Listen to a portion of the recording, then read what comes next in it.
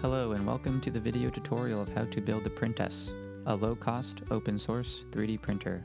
Here is our website, printess.org, where you can find more information about our team and Printess features. The first thing you'll need to do is download the entire GitHub repository. Here you will find the firmware files for both the standard and 32-bit Roomba boards, optional build files for accessories, a Python script to help generate G-code, and the required build files that you'll need to start construction.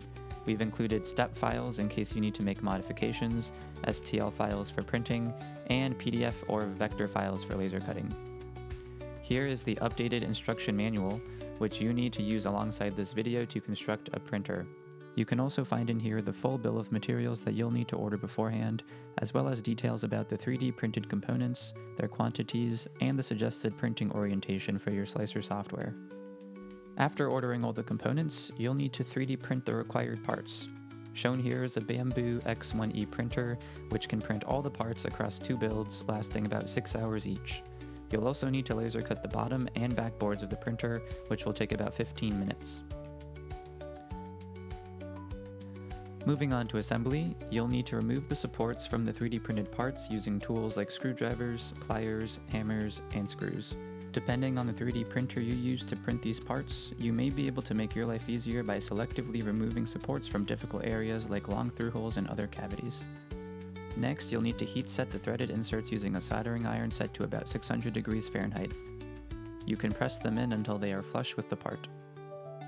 Here's the diagram from the manual with all the parts that need inserts. Now you can start assembling the printer chassis by joining the acrylic plates with the arm and triangle braces. The screw holes on the backboard are not symmetrical, so make sure the backboard is flipped the correct way based on the diagrams in the manual. You'll also insert the printer's feet here and make sure everything is screwed in. The next step of braiding your stepper motor wires is optional but will help keep your wiring neat. Similarly, crimping the wires is optional but will simplify connection to the control board later. You'll need a crimper as well as DuPont connectors to do this. Next, you'll build the XY motion platform. Secure the first motor using nuts on the underside of the printer and continue the build as shown.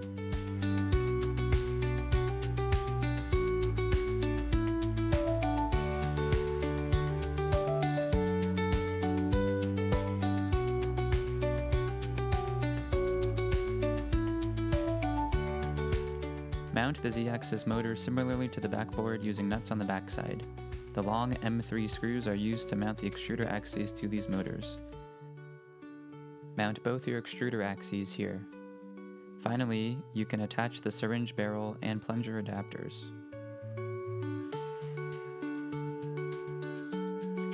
Moving on to the electronics, first mount the control board and attach the heat sinks that come with the drivers.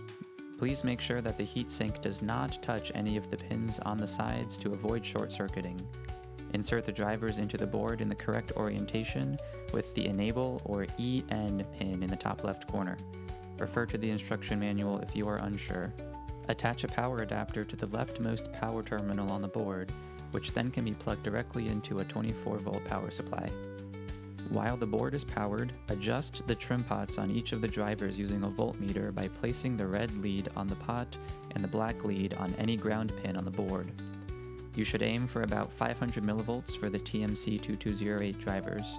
If the boards are set too high, reduce the pot by turning clockwise with the screwdriver to avoid overheating.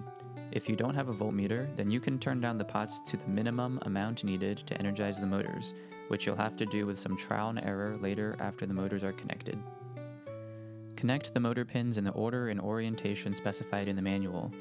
If you didn't connect your wires to the DuPont connectors, you can screw the wires directly into the terminal blocks one by one as demonstrated here.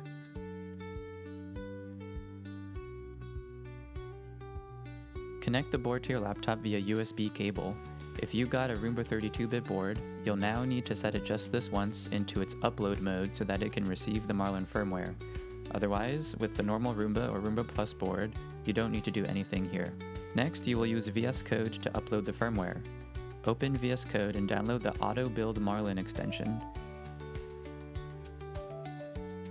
Next, Select Open a Marlin folder and navigate to the respective Marlin folder that you downloaded from the GitHub repository. From here, you can build and then upload to the printer, which should take about 1 minute. Make sure you close Marlin now to avoid communication interference. If everything worked, you should now be able to connect to your printer via Printerface, command the motors, send G-code, and upload scripts for printing. If you need further support, feel free to visit our website and contact us.